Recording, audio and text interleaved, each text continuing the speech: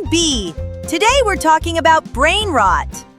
Finally, an episode about me, starring me, based on a true story, me. It's a real term, Kapi. In 2024, Oxford made brain rot their word of the year. It jumped 230% in a single year. You're welcome. I did my part. And here's the twist. The word isn't new. A writer named Thoreau used it back in 1854, complaining that people's minds were rotting on cheap, easy stuff. 1854? They didn't even have phones. What were they rotting on? Gossip and hay? Pamphlets mostly, but back then it was a trickle. Now, we built a machine for it. Let me show you the scariest number. Drug addiction affects around 64 million people worldwide. Social media addiction? Around 210 million. Scrolling has more addicts than actual drugs? More than 3 times as many. One writer called it the dopamine cartel. And unlike the drug cartels, this one's just getting started. And I'm a loyal customer. I have a punch card. Brain rot is not you being lazy or weak. Your attention is being taken on purpose by the smartest engineers and the biggest budgets on Earth. So it's not my fault. It is genuinely not your fault. But, and you'll like this part less, it is your move to take it back. There it is, the butt. The good news? Your brain can heal. We'll get there. But first, let's see the trap clearly. 8 things they don't tell you. 8? Can I watch the recap version at 2x speed? That's the disease talking, Kapi. I know. It's so cozy in here. Point 1. You are the product. First thing they don't tell you. On these apps, you are not the customer. You're the product. The product? I mean, I am premium quality, but go on. The app is free because you are what's being sold. Your attention, packaged and auctioned to advertisers. The longer you scroll, the more they make. So my doom scrolling is literally someone's salary. Last year, one app made about $16 billion in the US alone. Over $5 billion of that came from users 17 or younger. Kids. They're monetizing kids. And the design is no accident. In leaked court documents, the company's own engineers described their feed as a slot machine. A slot machine in my pocket that I bought and recharge every night. I'm the worst gambler who ever lived. Point 2. The dopamine slot machine. So why can't you just stop? Because every scroll drips your brain a tiny hit of dopamine, the seek more chemical. The good stuff, the little zip. And here's the evil genius part. The reward is random. Most posts are boring, then suddenly, one is amazing. Scientists call it intermittent reinforcement, the exact trick that makes a casino slot the most addictive machine ever built. Maybe the next one's good. Maybe the next one. That's my entire evening, said out loud. They even delay your notifications by a split second, on purpose. The little wait builds anticipation, and anticipation spikes even more dopamine. They make me wait to make me want it more? That's not an app. That's an evil X. An evil X with 2 billion users. The hook was never your weakness, Kapi. It's their design. So I'm not addicted. I'm expertly farmed. Somehow that's worse. Point 3. The 8-second brain. Now the cost. Researchers measured the average attention span falling off a cliff, about 2.5 minutes back in 2004, 75 seconds by 2012, and recently around 47 seconds. From 2.5 minutes to 47 seconds? That's not a decline. That's a trapdoor. And the first dip in focus now starts after just 8 seconds. The front of your brain, the part that holds attention, gets trained to expect a brand new hit every few seconds. Wait, What were we talking about? That was either a perfect joke or a live demonstration. Honestly, B, coin flip. Train your brain to sprint for 8 seconds all day, and it forgets how to walk for an hour. My brain doesn't even jog anymore. It just vibrates. Point 4. It's the swipe itself.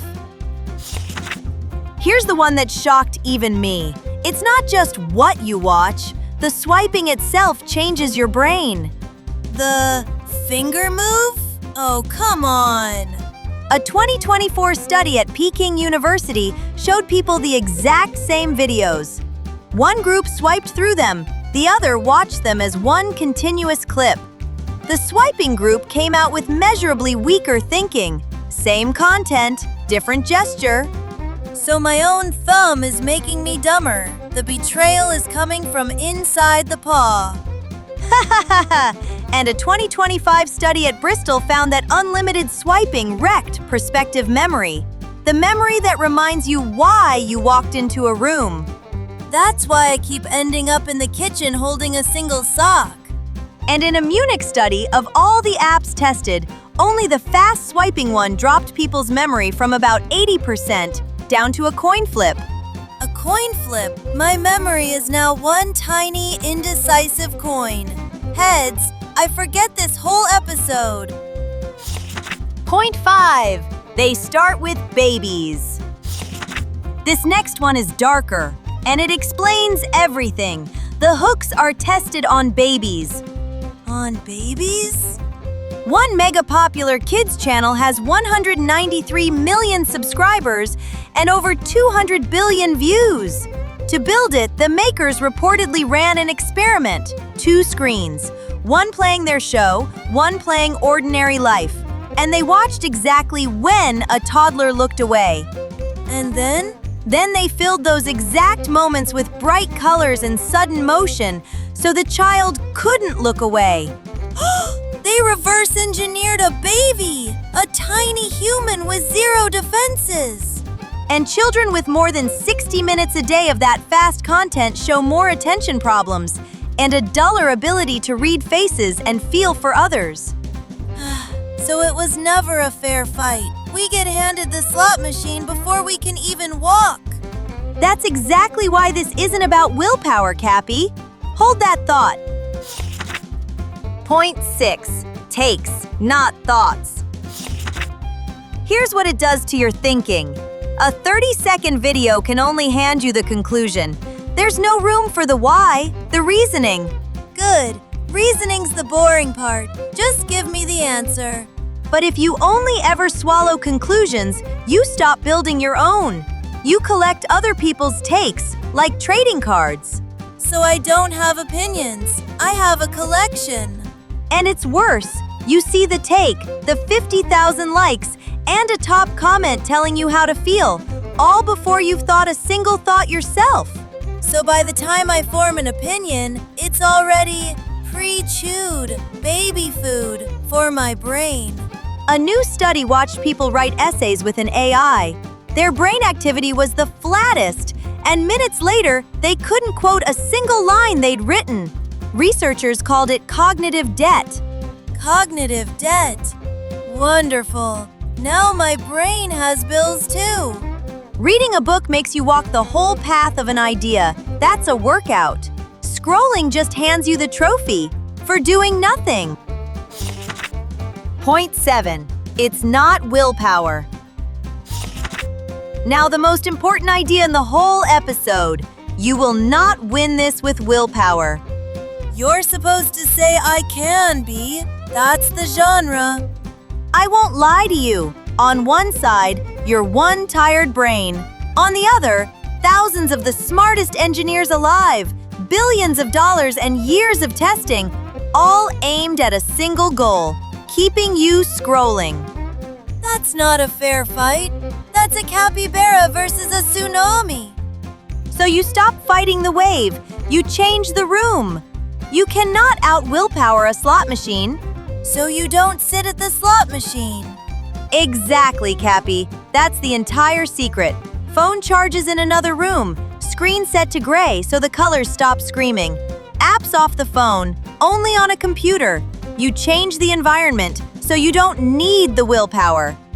And one more thing. Brain rot isn't a character flaw. Sometimes it's just a tired brain hiding from a hard day. That's the kindest, truest thing you've said all episode. I read it off my own brain, briefly, before it buffered. Point 8. Your brain can heal. And now the good news I promised. Your brain has neuroplasticity. It rewired itself into this, which means it can rewire itself back out. So the damage isn't permanent? Not if you train it. And the #1 exercise sounds insane. Sit and do nothing. No phone, no screen, no music for about 30 minutes. Let yourself be bored. Boredom as a workout. B, I have been training for this my entire life. Then add the rest. 20 minutes of moving your body, a creative hobby, drawing, cooking, something that lights up reward without the addictive spike, and read a real book, slowly. So the cure for too much stimulation is a nap with extra steps. I can do extra steps, reluctantly. One more, every night before bed, write down one good thing from your day. It teaches your brain to find the slow reward again. One good thing. Okay, today I learned my own thumb is a villain. That's weirdly nice to know. Okay, let's recap. You're not the customer, you're the product on the shelf. It's a slot machine, random rewards. That's the whole hook. Attention went from 2.5 minutes to 47 seconds. Wait, what? Even the swipe makes you dumber. My thumb's a double agent.